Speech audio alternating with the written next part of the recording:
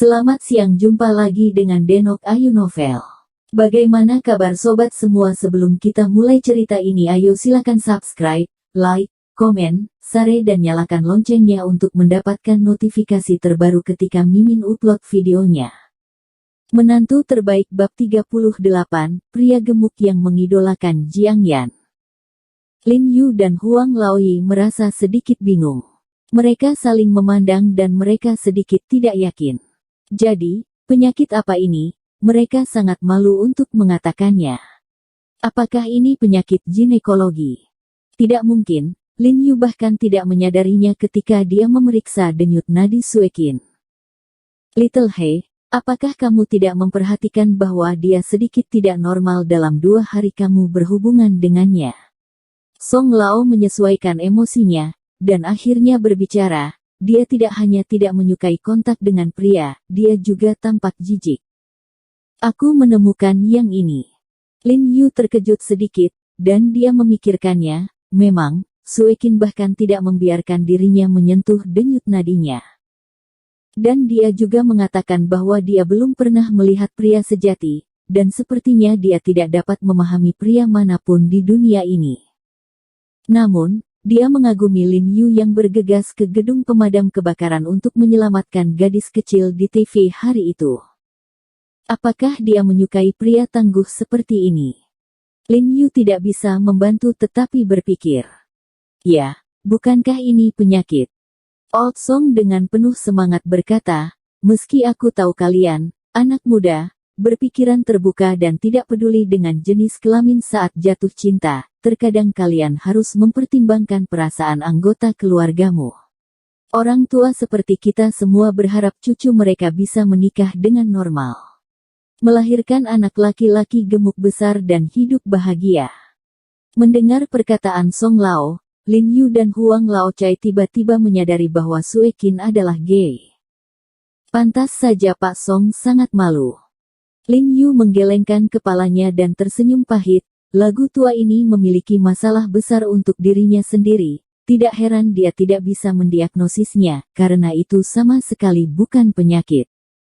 Nyanyian tua, minta saya untuk mengatakan, anak cucu memiliki anak dan cucu sendiri, biarkan dia pergi. Apa yang Anda lakukan dengan hati itu? Sekarang masyarakat terbuka, tidak seperti zaman kita yang masih terlibat dalam feodalisme lama ini. Huang Lao membujuk Tao. Lao Huang, kamu tidak berdiri sendiri. Aku beritahu kamu, jika cucumu membawa pulang seorang pria dan memberitahumu bahwa mereka akan menikah, kamu berjanji untuk tidak sabar, kata Song Lao dengan marah. Tuan Huang terkejut dengan apa yang dia katakan, dan itu benar untuk memikirkannya dengan hati-hati. Jika itu benar-benar menimpanya, dia tidak bisa menerimanya. Jika itu masalahnya, bukankah keluarga lama Huang mereka akan mati? Xiao He, kamu lihat kamu memiliki keterampilan medis yang luar biasa dan pemahaman yang baik tentang metafisika. Lihat apakah kamu dapat membantu cucu perempuanku menyembuhkan penyakit ini. Song Lao memiliki wajah yang tulus. Gadisku hanyalah putri yang satu ini. Rusak. Song Lao, aku benar-benar tidak bisa berbuat apa-apa tentang ini. Lin Yu sedikit tercengang. Dia tahu kedokteran, tahu metafisika, dan tidak bisa menyembuhkan orientasi seksual. Itu tidak akan berhasil, Xiao He, kamu harus membantuku dengan pekerjaan ini. Saya tidak bisa membantu, Song Lao. Lin Yu pusing. Suekin sendiri membencinya, bagaimana dia bisa membantu? Apakah itu berarti orang tuaku harus berlutut untukmu? Song tua membengkak, bersandar di sofa untuk bangun. Oke, saya berjanji, saya akan mencoba yang terbaik, saya akan mencoba yang terbaik. Lin Yu tercengang dan buru-buru setuju. Itu kata terakhir, tapi tidak ada penyesalan. Lagu-lagu lama menghela nafas lega. Lin Yu menggelengkan kepalanya dan tersenyum pahit, lagu tua ini, benar-benar melakukan segalanya untuk cucunya. Jika Suekin diberikan lebih banyak konseling psikologis, dan beberapa obat digunakan untuk merawatnya secara fisiologis, mungkin itu efektif. Dalam hal ini, Lin Yu secara alami harus lebih sering menghubunginya, jadi dia berkata kepada Song Lao, "Song Lao, aku ingin mengatakan sesuatu terlebih dahulu, jika dia tidak ingin melihatku, atau menghindariku, maka aku tidak akan punya apa-apa. Jangan khawatir, Xiao Hei, aku harus menjelaskan padanya bahwa selama itu panggilanmu, kamu harus segera menjawabnya. Selama kamu mencarinya, kamu harus melaporkan posisimu secepat mungkin."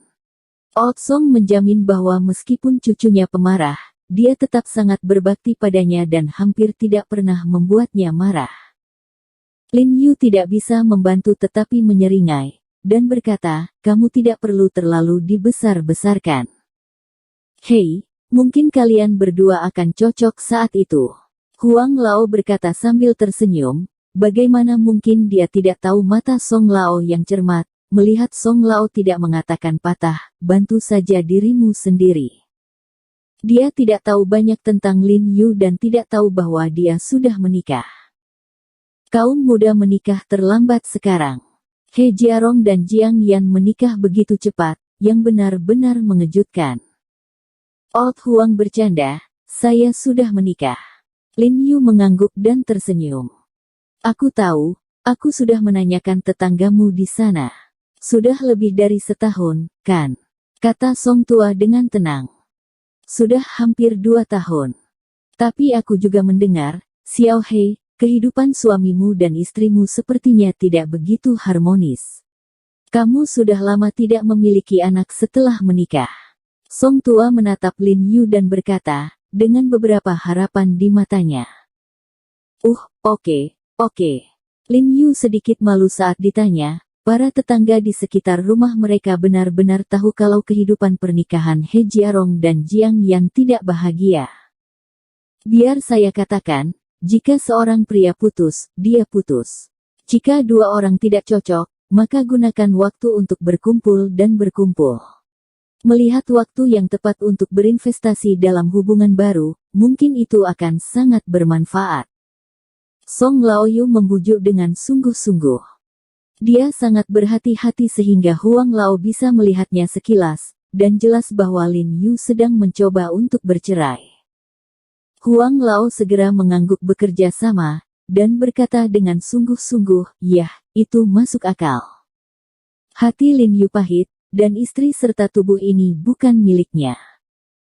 Jika Jiang Yan melakukan sesuatu yang mengasihani dirinya sendiri, maka Lin Yu bisa menceraikannya atas nama He Jiarong, tapi sekarang Jiang Yan tidak melakukan sesuatu yang keterlaluan kecuali bersikap dingin pada dirinya sendiri. Jadi pernikahan ini akan benar-benar tidak terpisahkan untuk sementara waktu. Setelah minum teh dari Ji Sitang, Lin Yu pergi ke klinik Jiang Yan, dan dia tidak datang ke klinik untuk sementara waktu. Ketika saya tiba di klinik, perawat kecil itu berkata bahwa Jiang Yan telah pergi ke klinik, tetapi Lin Yu tidak tinggal lebih lama lagi dan langsung pergi ke toko roti ibunya. Pada saat ini, di kantor direktur di lantai 2 klinik, ada seorang pria dengan kepala gemuk dan telinga besar duduk dengan setelan jas yang hampir meledak olehnya. Dia sedang duduk di kursi Sun Feng, dan Sun Feng berdiri di samping sibuk memberinya teh.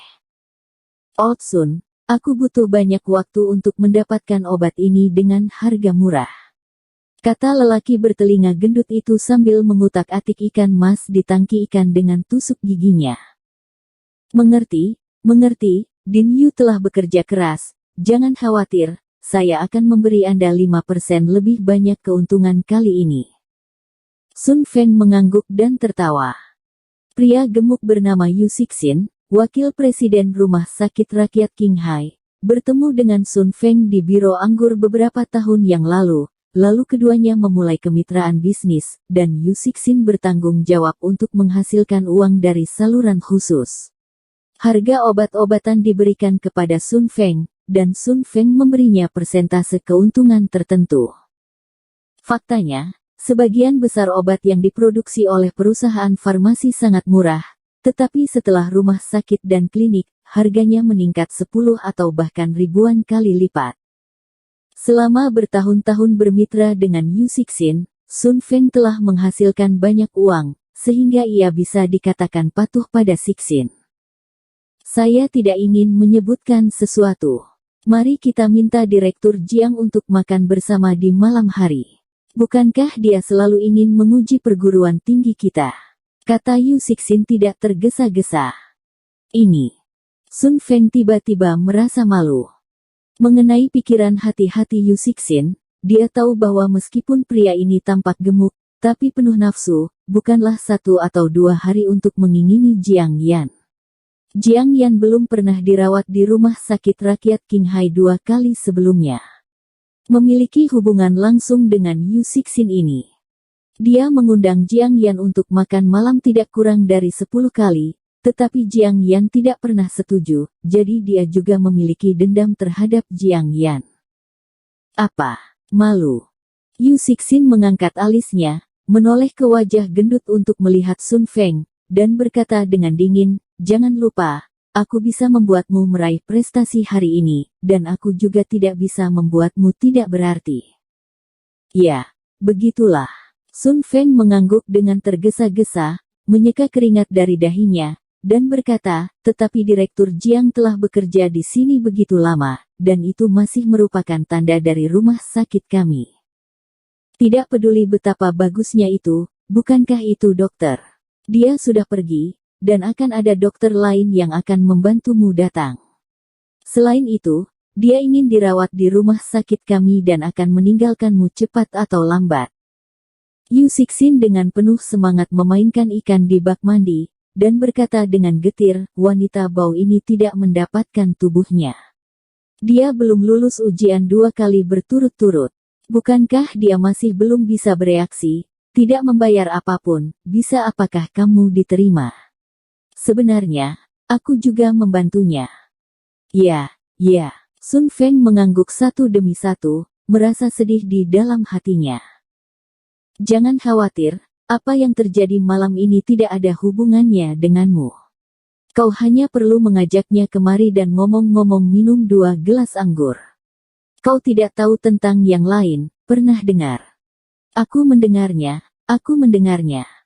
Yu Cixin mendengus dingin, melemparkan tusuk gigi ke dalam tangki ikan, dan berkata dengan bangga, "Wanita yang aku suka, hanya sedikit yang lolos dari telapak tanganku. Aku membuatmu mabuk dan melemparkanmu ke tempat tidur malam ini. Itu tergantung pada bagaimana Anda berpura-pura bersikap dingin dengan Laozi." Sun Feng di samping berkeringat lagi, dan dia tidak berani mengekspresikan dirinya, merasa bersalah untuk Jiang Yan. "Direktur Jiang, apakah Anda bebas malam ini? Mari kita makan bersama." Setelah Jiang Yan kembali, Sun Feng buru-buru mengikuti instruksi Yu Cixin untuk mengundang Jiang Yan makan malam. Dia tersenyum keras di wajahnya untuk membuat dirinya terlihat tidak terlalu bersalah. "Tidak, Din Sun, ada yang harus aku lakukan malam ini." Jiang Yan menolak. "Ayo pergi bersama, dan Wakil Presiden Rumah Sakit Rakyat Qinghai. Jika Anda memiliki informasi tentang penilaian dokter ini, Anda bisa berkonsultasi dengannya." Sun Feng buru-buru membujuk. Jiang Yan mengerutkan kening dan ragu-ragu. Jika dia mengubah karirnya, dia akan menolak, tetapi dia tidak lulus ujian 2 kali, jadi dia sangat berhati-hati kali ini. 2 kali pertama dia hancur dalam wawancara, bahkan jika dia sudah cukup siap untuk kedua kalinya, dia masih diabaikan, jadi ini membuatnya bertanya-tanya apakah rumah sakit rakyat memiliki beberapa mekanisme penerimaan yang tidak dia mengerti. Sun Feng berkata demikian, menurutnya itu layak. Wakil dekan harus memiliki pemahaman yang lebih baik tentang perekrutan, dan dapat berkonsultasi. Meskipun dia tidak ingin melihat Din Yu, dia akan pergi setelah meminta informasi. "Baiklah." Jiang Yan mengangguk, dan setuju. Setelah menutup telepon, dia ragu-ragu lagi, memikirkan pandangan buruk wakil presiden padanya beberapa kali sebelumnya. Dia agak khawatir. Jadi dia mengeluarkan teleponnya dan menemukan nomor Lin Yu, mempertimbangkan apakah akan membiarkan Lin Yu menemaninya. Setelah berpikir sejenak, dia menelepon, tetapi dengan cepat menutup telepon lagi, merasa bahwa dia terlalu banyak berpikir. Lagi pula, Sun Feng juga ada di sana, dan dia masih di tempat umum. Pria gemuk itu tidak berani melakukan apapun pada dirinya sendiri. Selain itu, bahkan jika Lin Yu pergi, apa yang dapat dilakukan oleh karakter pengecut dan tubuh kecilnya? Ketika dia dibius oleh Li Junyi terakhir kali, dia tidak memperhatikan bagaimana Lin Yu meraih pergelangan tangan Li Junyi, jika tidak dia tidak akan berpikir demikian. Akhirnya, dia meletakkan telepon di sakunya, berbalik untuk mengemas barang-barangnya, dan bersiap untuk pergi ke pesta makan malam di malam hari. Bersambung. Terima kasih kepada kalian yang telah menonton video ini. Jangan lupa tekan tombol subscribe-nya dan nyalakan notifikasinya untuk mendapatkan video-video seru lainnya dari Denok Ayu Novel.